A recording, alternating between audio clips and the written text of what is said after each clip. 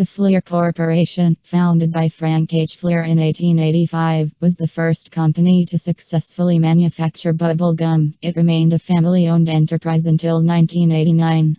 Fleer originally developed a bubble gum formulation called Blibber-Blubber in 1906. However, while this gum was capable of being blown into bubbles, in other respects it was vastly inferior to regular chewing gum, and Blibber-Blubber was never marketed to the public. In 1928, Fleer employee Walter Diemer improved the Blibber-Blubber formulation to produce the first commercially successful bubble gum, Dubble Bubble. Its pink color set a tradition for nearly all bubble gum to follow. Fleer became known as a maker of sports cards, starting in 1923 with the production of baseball cards. Fleer also released American Football 1960 and Basketball 1986 card sets through its history.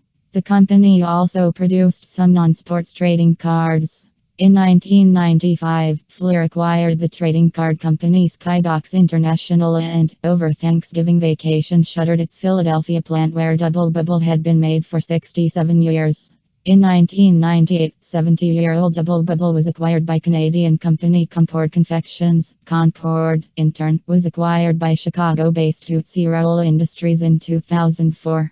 In late May 2005, news circulated that Fleer was suspending its trading card operations immediately. By early July, in a move similar to declaring bankruptcy, the company began to liquidate its assets to repay creditors. The move included the auction of the Fleer trade name, as well as other holdings. Competitor Upper Deck won the Fleer name, as well as their die-cast toy business, at a price of $6.1 million. Just 1 year earlier, Upper Deck tendered an offer of $25 million, which was rejected by Fleer based on the hope that the sports card market would turn in a direction more favorable to their licenses and target collector demographic.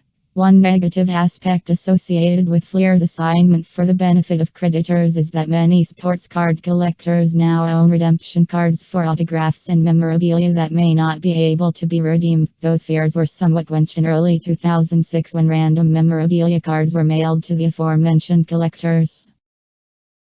The Fleer Company was started by Frank H. Fleer in Philadelphia, 1885, as a confectionery business. One well established as a gum and candy company, Fleer predated many of its competitors into the business of issuing sports cards with its 1923 release of baseball cards in its Bobs and Fruit Hearts candy product.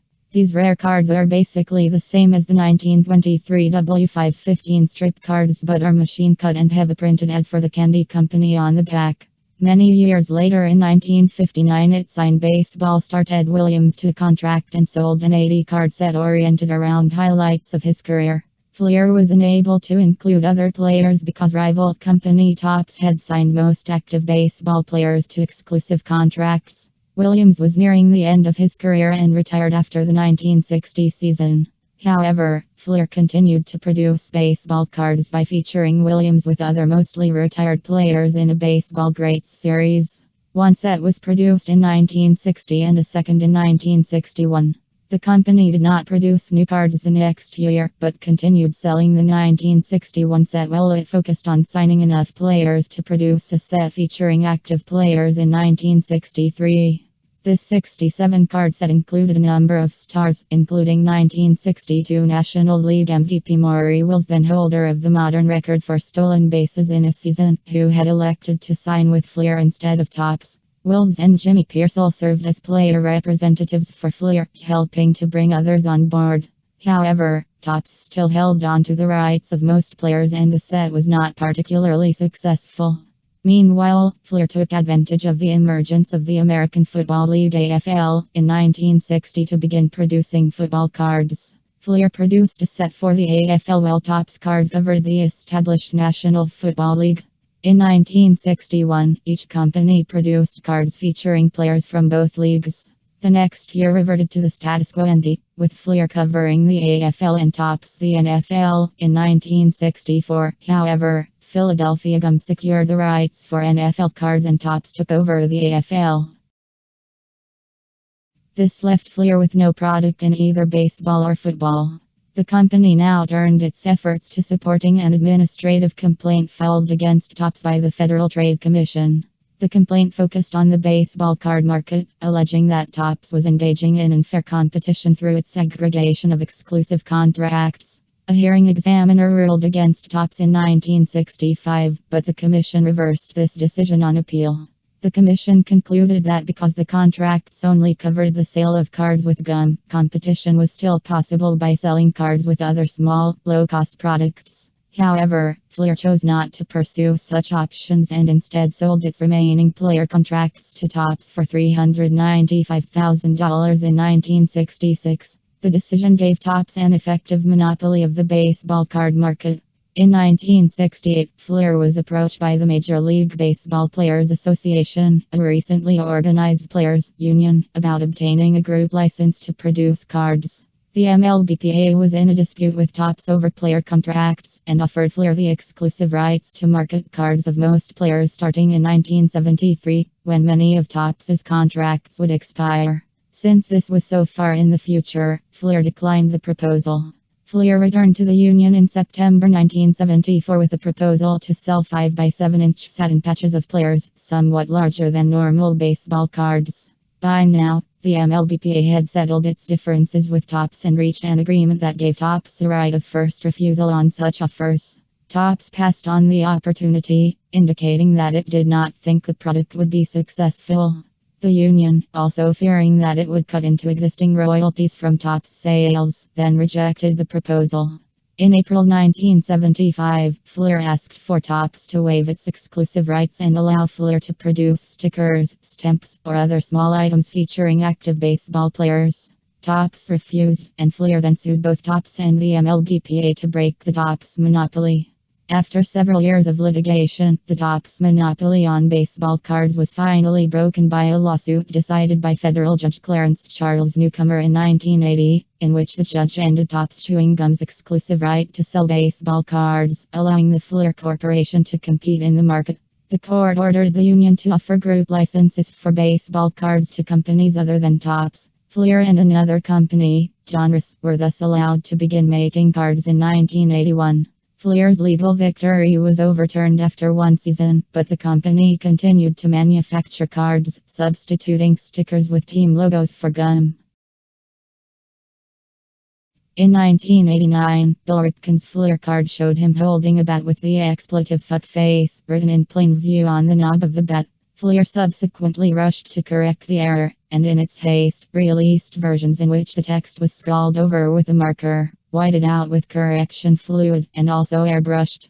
On the final, corrected version, Fleer obscured the offensive words with a black box. This was the version included in all factory sets. Both the original card and many of the corrected versions have become collector's items as a result. There are at least 10 different variations of this card.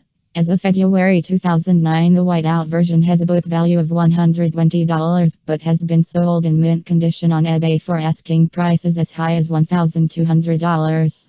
Years later, Ripken admitted to having written the expletive on the bat. However, he claimed he did it to distinguish it as a batting practice bat, and did not intend to use it for the card. Some collectors list the card as the Rick Face card. The script on the bat appears to make the word fuck look similar to Rick. Fleer produced 2 benchmark trading cards in the 1980s. In 1984, Fleer was the only major trading card manufacturer to release a Roger Clemens card. They included the then Boston Red Sox prospect in their 1984 Fleer baseball update set. The 1984 update set also included the first licensed card of Hall of Fame outfielder Kirby Puckett. Fleer also released factory sets of their baseball cards from 1986-92. Like the Topps factory sets, they came in colorful boxes for retail and plainer boxes for hobby dealers. The 1986 set was not sealed, but the 1987-89 sets were sealed with a sticker, and the 1990-92 sets were shrink wrapped. In 1986, Fleer helped resurrect the basketball card industry by releasing the 1986-87 Fleer basketball set, which included the rookie cards of Michael Jordan and Charles Barkley. This set is seen by many basketball card collectors as the 1952 Topps of basketball. In the late 1990s and early 2000s, the glossy parallel sets Fleer produced for their 1987-89 baseball sets, similar to the Topps Tiffany sets, became very popular in the hobby. However, that popularity wore off, and today, the sets, except for the rare 1989, are not worth much more than the regular sets. 1991 saw the first release of Fleur's Ultra set, which in some years was actually released earlier than its regular Fleur Tradition set. The 1991 set had an announced production of 15% of regular Fleur, and this set was produced on higher quality cardstock and used silver ink, just like Donruss Leaf sets starting the previous year. The 1992 set used of coating on both sides and gold foil stamping on the front, which was among the most beautiful sets of that year. 1994's Ultra and regular Fleur sets began another tradition of offering an insert card in every pack, and the next year started another tradition called Hot Packs, where about 172 packs contained only insert cards. An assortment of the easier to find insert cards and not the rare 136 100% foil cards. Still another tradition that continues today is the Ultra Gold Medallion Parallel Insert Set, which started in 1995 and also included all the insert sets for the first 2 years. These are inserted one per pack. In 1997, Ultra introduced the Platinum Medallion Insert Set, which is traditionally serial numbered to 100. The following year, 1998, saw the introduction of the Purple Ultra Masterpieces, which are one of ones. 1998 also started the tradition of including short printed cards in the regular /gold/platinum sets. Fleur's super premium flagship set, called Flare, began production in 1993 with an announced production run as 15% of Ultra. Its trademark was that it was printed on very thick cardstock, about twice the thickness of regular cards, used a unique glossy finish along with 6-color printing. The packs are done by shrink wrapping the cards, usually 10 in a pack, and then placing them in a shrink-wrapped mini box, instead of the usual Mylar foil packs used on virtually all trading card products today. The 1997th Flare Showcase Basketball Box set included the first one-of-one cards for any major sport called Masterpieces. They parallel the more common, or base, Row 2, Row 1 and Row 0 sets.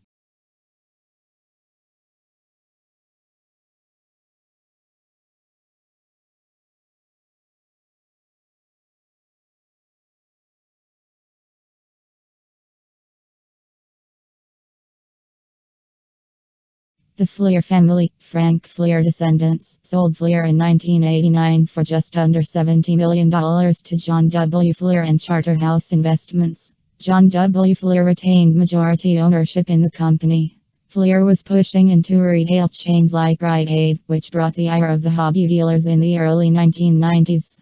Comic book empire Marvel Entertainment Group, Inc. purchased the company on July 24, 1992 for $540 million. Jeff Kaplan was placed in charge of Fleur by Marvel. Marvel purchased another card company, Skybox International, on March 8, 1995 for $150 million.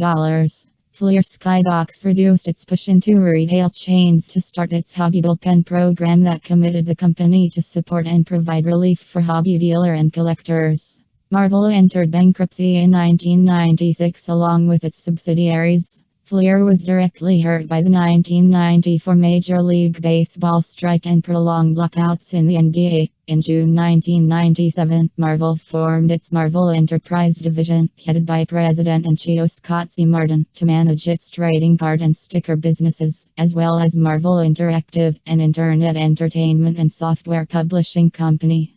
Fleur was placed on the market by Marvel at an asking price of $30 million. Fleur exited bankruptcy, along with the rest of the Marvel Group, on October 1, 1998. In February 1999, Fleur/Skybox was sold to a corporation owned by Alex and Roger Grass, a father and son. In early 2005, Fleur announced that it would cease all productions of trading cards and file an assignment for the benefit of creditors, which is a state court liquidation, similar to Chapter 7 bankruptcy. In July 2005, Upper Deck acquired the rights to the Fleur name and began producing Fleur-branded basketball, ice hockey and American football cards. The $6.1 million Upper Deck paid for the Fleur name was significantly less than the $25 million it offered to buy out Fleur a year earlier. In 2006, Upper Deck produced baseball sets under the names Fleur, Fleur Ultra, Fleur Tradition, Fleur, Skybox Autographics and Fleur Greats of the Game. The last Fleer branded baseball cards appeared in 2007.